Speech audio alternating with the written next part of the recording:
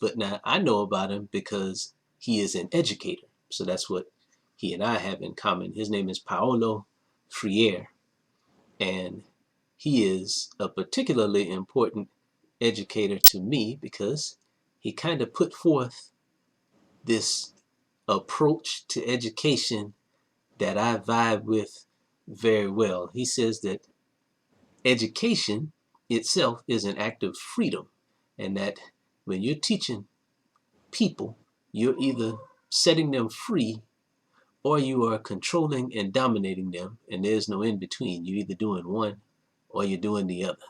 And that hit me right between the eyes, like, whoa, that's some real stuff right there, because it made me think about my teachers and my experience in school and the experience that I'm trying to provide people. And it's a really good way to check yourself, to just pull up and ask every now and then, are you helping people get free, or are you controlling and dominating them? And you're either doing one or you're doing the other. There is no in between.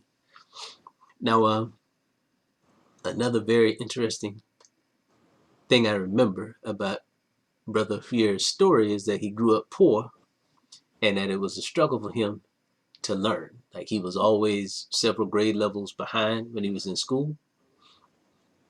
And that kind of gave him a passion and a mission to help other people who were like him, other people who struggled to learn. So that's what led him to become an educator.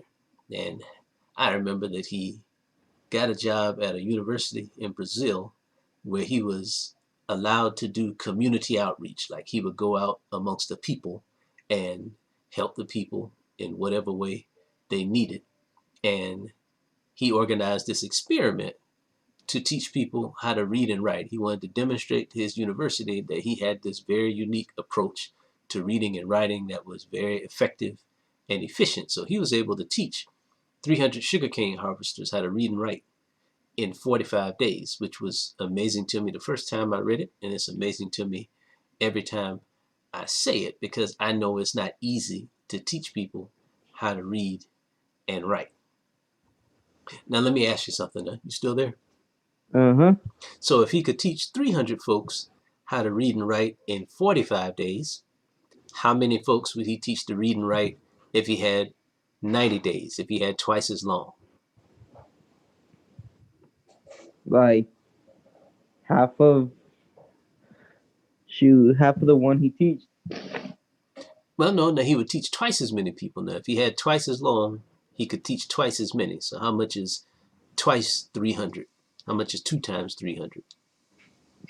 Uh, Let me get it in my head real quick. Uh, Something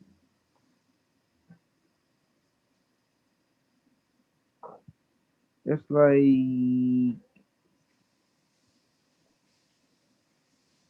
like around 600. Yeah, Yeah. 600, 600.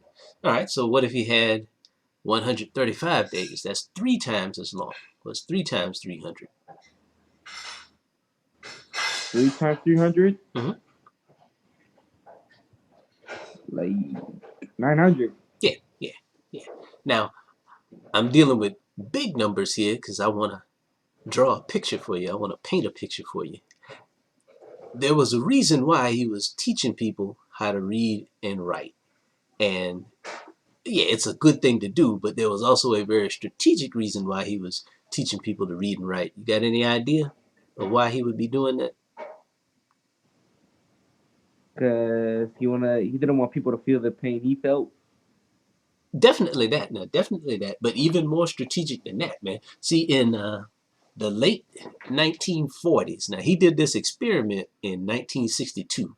So in the late 1940s, this is maybe 15 or 20 years earlier, there was a law in Brazil that said you could not vote unless you could demonstrate the ability to read and write. And I imagine that you had to demonstrate that ability by taking some type of test. So it was a good thing for him to teach people how to read and write, but it was also a strategic thing because I'm not aware of when Brazil ended that law. So if he did this experiment, I'm reading between the lines and saying, man, it might have still been law in Brazil that you had to read and write in order to vote. So if he's able to rapidly teach people how to read and write, he's creating a lot of new voters. You see the benefit in that? Mm-hmm. All right. And now, this is around 1968. Now, he wrote a book that outlined the educational philosophy that I just shared with you, where he said, hey, education is an act of freedom. Either you're setting the people free that you teach, or you're controlling and dominating them. He wrote an entire book around this idea. The idea that I relayed to you, that's the only thing I remember from that book, but it was the most important thing. And in 1968, he wrote the book and tried to put it out so that the people could have it, so that the people could see his ideas and read about his philosophies. But a strange and funny thing happened in Brazil in 1968, man. The government was overthrown. There was a military overthrow of the government. So the president of the country is in charge of the military. So when there's a military overthrow, that's when the military is like, okay, sir, we used to ride with you. We do not smell what you're cooking anymore. We would like to go in a different direction. And then that president has to leave his country. He goes from being in charge of the country to not even living in that country. And he knows he has to do this because if he doesn't, they're probably going to remove him in another way, if you get what I'm saying. Yep. It's a family show, man, so I don't want to say what I'm saying, but you get what I'm saying, right? Yep. All right. So in 1968, when this government is overthrown, the new government, which are the military leaders, they go to Paolo and say, hey, man, this is some nice stuff that you're doing, right? But we're going to need you to stop. And the Paolo has to say, hell, wait a minute now. You guys just kicked the president out of the country. So I guess I'm next, huh? So he left as well. He left the country where he had a heart for the people and a heart to help those people that were just like him. He left the country. Did not return for a long time. And his book was suppressed. That's the word that I'll use. They did not allow his book to be bought, sold, and read in Brazil. So that sounds like a bad ending to a story, doesn't it? Yep. But watch this.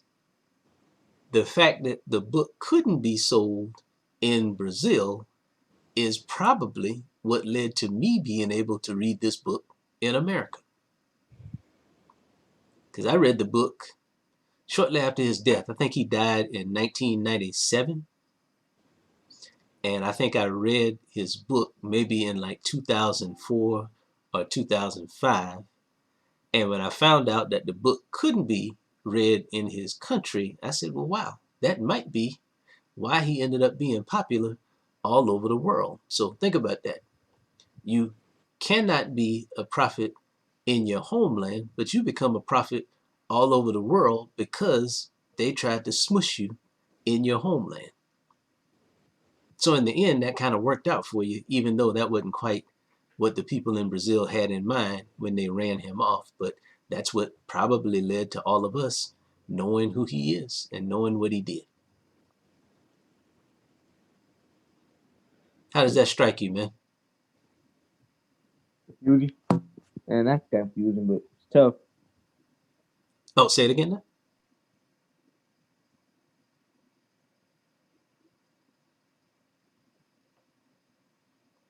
Oh, come back, man. You hit your mute button.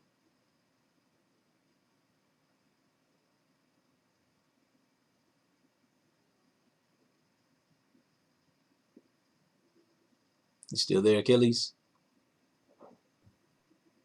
Mm-hmm. Hey, you still there? Yeah. So tell me what you think about the story, man. Uh,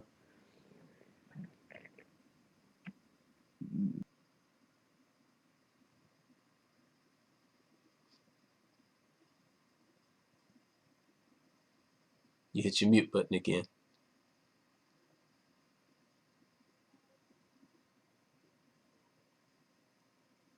You, mm, you still there, man?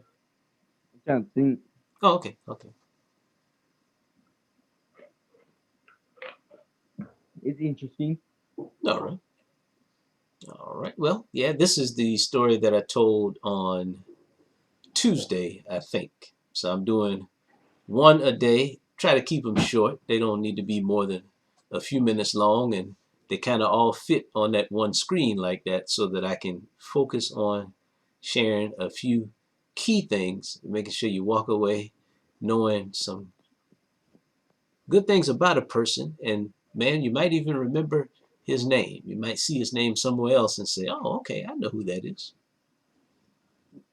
So, if there's nothing else that you have, man, I don't have anything else for you. So if you want to sign off, you can. I got you marked as present. Glad things are working out with your phone, and glad everything's working out with your class. So keep rocking and rolling. All right. Okay, man. Take care. You too. Bye bye.